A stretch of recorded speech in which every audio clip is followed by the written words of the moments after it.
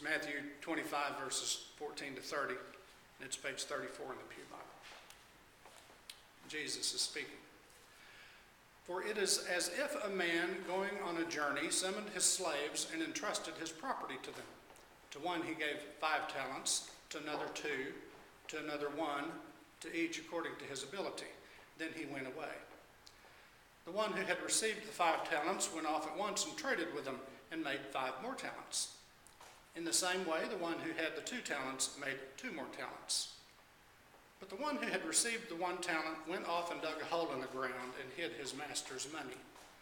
After a long time, the master of those slaves came and settled accounts with them. Then the one who had received the 5 talents came forward, bringing 5 more talents, saying, Master, you handed over to me 5 talents. See, I've made 5 more talents. His master said to him, well done, good and trustworthy slave. You have been trustworthy in a few things. I will put you in charge of many things.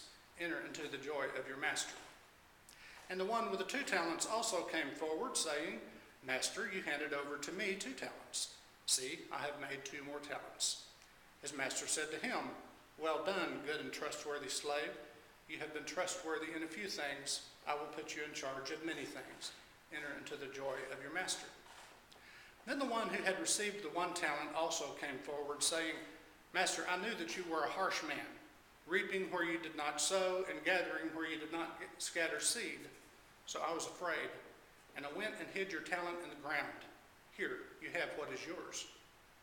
But his master replied, You wicked and lazy slave, you knew, did you, that I reap where I did not sow and gather where I did not scatter?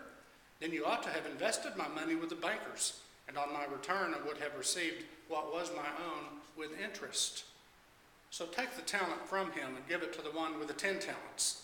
For to all those who have, more will be given, and they will have an abundance. But from those who have nothing, even what they have will be taken away.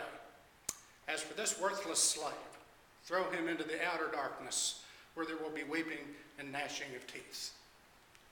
Here ends the reading of these words, inspired by God. May God grant us wisdom and courage for interpretation.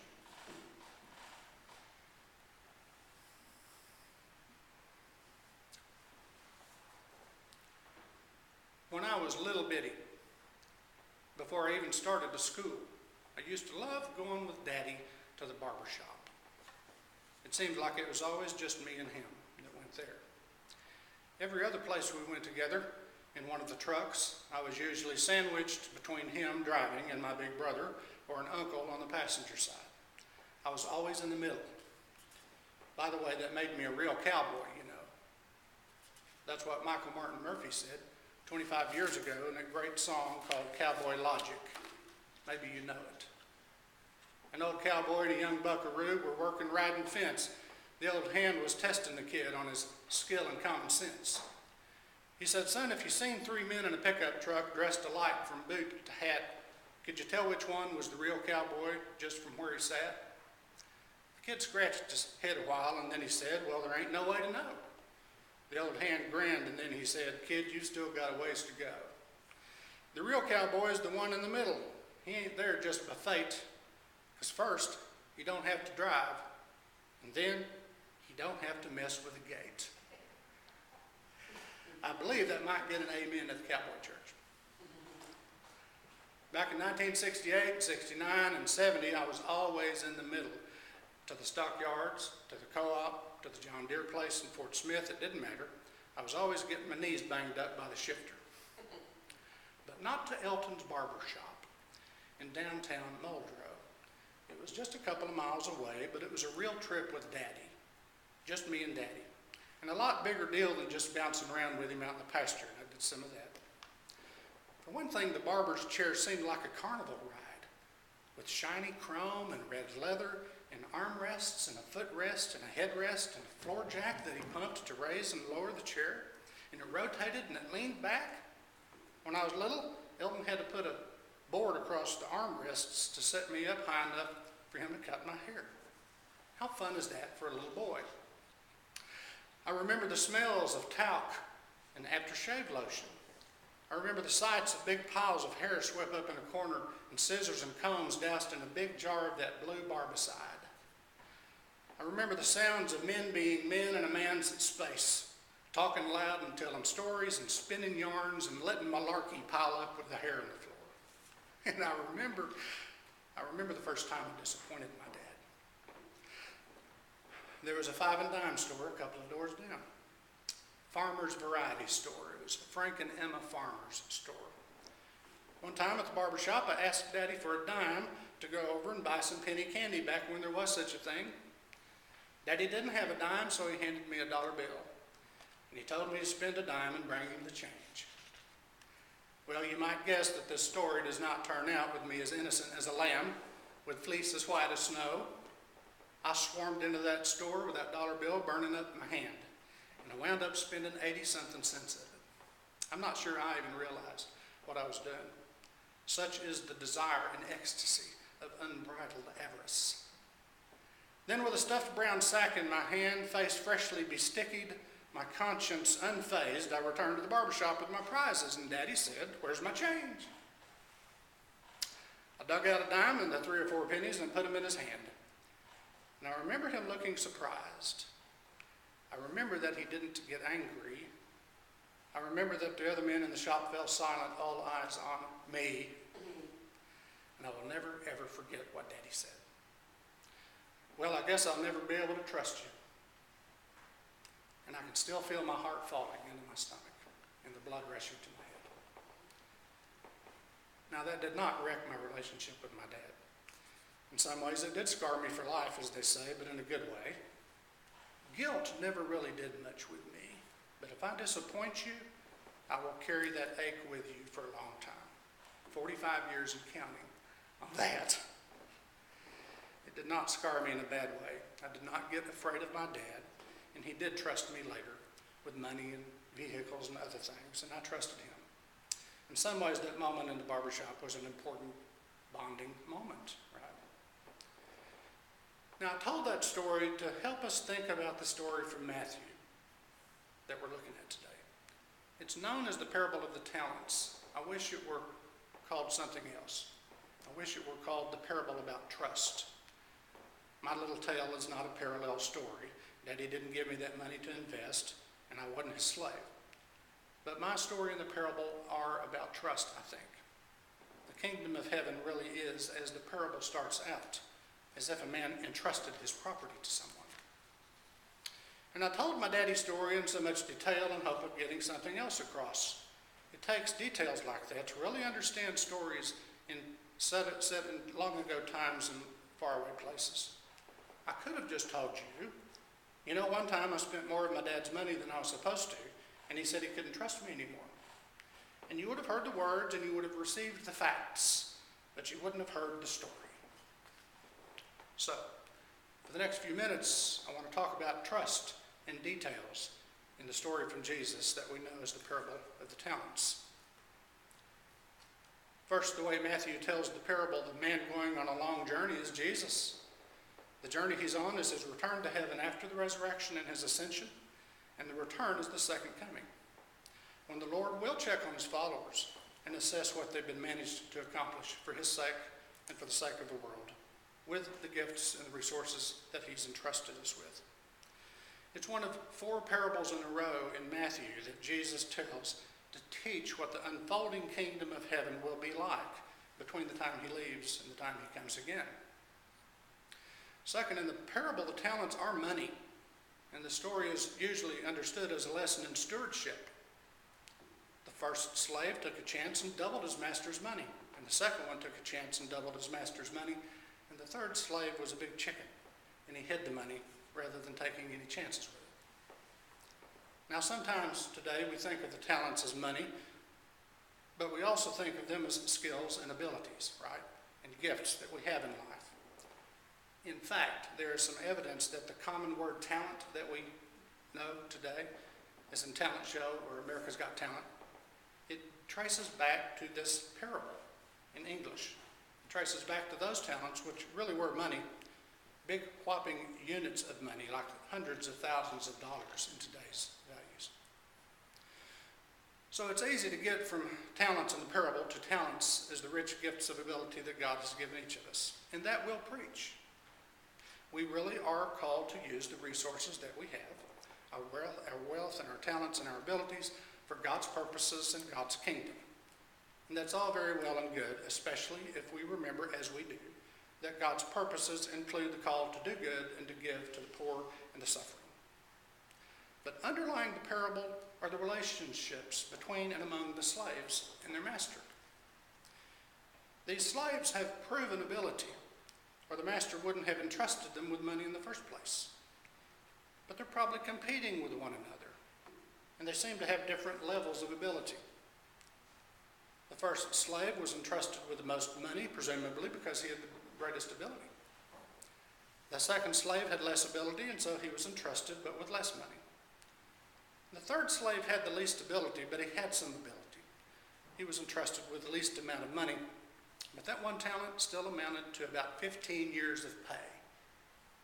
So he was still trusted with a lot. The kingdom of heaven is like that, Jesus said. It's risky, but we're supposed to take those risks even as we leave the results to God. We're supposed to trust God, in other words. But the kingdom of heaven is like this too. The first slave trusted his master, and the second slave trusted his master. That doesn't mean that they had warm feelings toward him, but they trusted him to be consistent, to be reliable.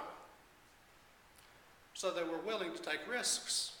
They were called to be bold, and because they trusted the master, they could be bold. Success or fail, they knew what to expect from the master. But the third slave, he did not trust his master, even though the master had placed trust in him. Since he didn't trust the master, he was afraid of him. And what's more, he thought poorly of him. Master, he said, I knew that you were a harsh man, reaping where you did not sow and gathering where you did not scatter seed. So I was afraid, and I went and I hid your talent in the ground. Here you have what is yours.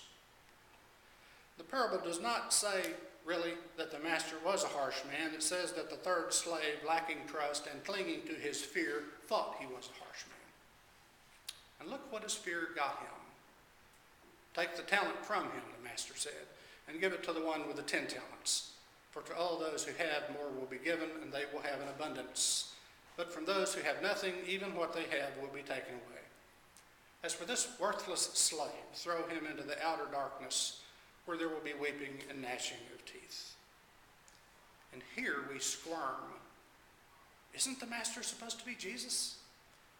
Is Jesus tossing this poor, fearful slave into outer darkness? Well, not necessarily. Maybe the third slave, craven in his fear, created the circumstances that led to his downfall. Lacking trust in the master, he was a coward, and his worst fears were realized.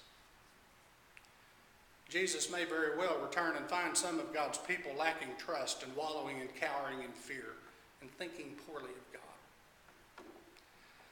Some of God's people are hiding their talents, denying the abilities that God gave them and the trust that God has put in them, blaming God, accusing God of reaping where he did not sow, of gathering crops where he did not scatter seed. And they, like the third slave, thinking they know best, rely on themselves rather than trusting God. And even what they have will be taken away. They will lose their grip on themselves. Now, stewardship and relationship with others and with God, those are all fine ways to consider the parable of the talents. But remember that Jesus told the parables and the gospel writers retold them to get people to think. Well, here's another way to think of this parable.